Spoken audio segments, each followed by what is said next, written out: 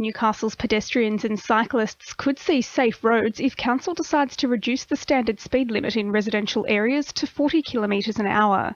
The plan is being considered as part of council's transport blueprint and has already gained support from a series of pedestrian groups. Chairman of the Pedestrian Council of Australia, Harold Scrooby, says there's a range of benefits in encouraging more pedestrians and use of public transport. It also has commercial benefits. If you slow traffic down and make cities pedestrian friendly and walkable, commerce will prosper, tourism will prosper. People don't like coming to cities where buses are going past them at 50 and 60 kilometres an hour. Hunter New England Health has opened a sexual health outreach clinic in Maitland. The new clinic is co-located alongside mental health organisation Headspace and will provide free screenings every Monday. Clients won't need a Medicare card to attend. Hunter New England Health Nurse Manager Glenda Entwistle says the facility will help improve awareness about sexually transmitted diseases. We've got a weekly outreach clinic within Headspace at Maitland, and what we're offering is screening for young people between the ages of 15 and 24. For this group, there is a priority for sexual health screening with chlamydia rates, at the highest in this age group. New figures show the Lower Hunter has become popular among new home buyers. First home buyers in the region received more than $12 million in grants and concessions between July 2013 and June 2014. First home buyers are eligible to receive $15,000 in government assistance when purchasing a property. Chairman of Real Estate Institute New South Wales Hunter Division, Wayne Stewart, says he wants to see the scheme expanded. And of course, in the western suburbs is where all the land is. We are pushing from an institute point of view, we're pushing for the reintroduction of the first homeowners grant on existing properties. We believe that a lot of young people miss out because they do not have that opportunity to buy an existing property on an inner suburban area. Meanwhile, the Housing Industry Association insists Hunter consumer sentiment is remaining strong. Building approvals across the region are up, with the number of townhouses and apartments also on the rise.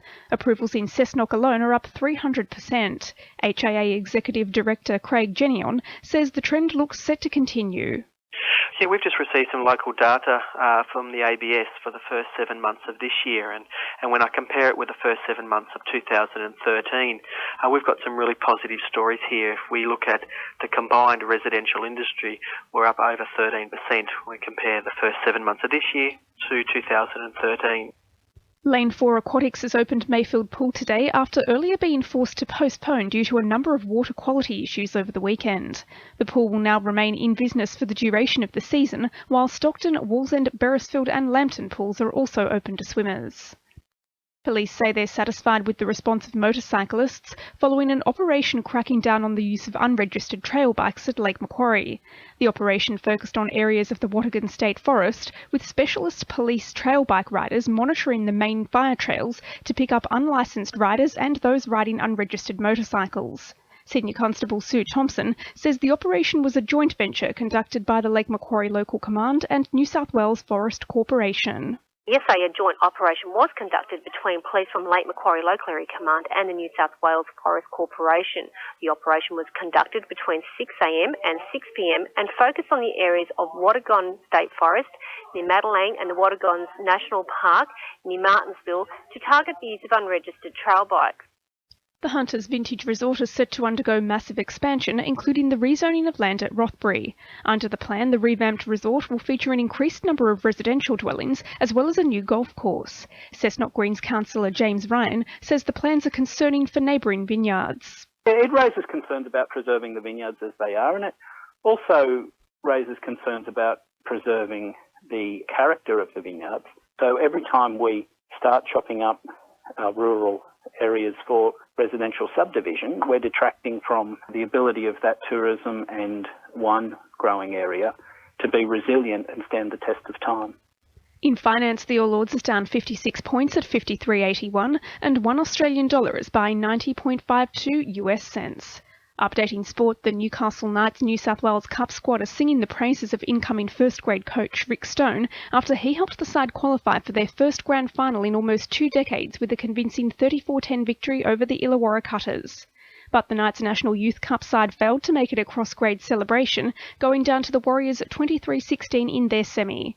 Western Suburbs is confident it can maintain its supremacy in the real NRL despite star coach Craig Miller's plans to join Cessnock next season. It comes after he helped guide the Rosellas to their third premiership on the trot with a 22-8 win over his future club in yesterday's grand final. Captain Mark Tafua says he's wishing Miller good luck. He's a real professional and sad to see him go, but Cessnock going to pick up a good coach and they'll be competitive next year. Yeah, looking forward to next year. Yeah, wish Barney all the best. And Newcastle Jets have failed to capitalise on their first game heroics in the W League following their 2-1 loss to Perth Glory on Saturday. 2 in your RFM News Time is 1:05.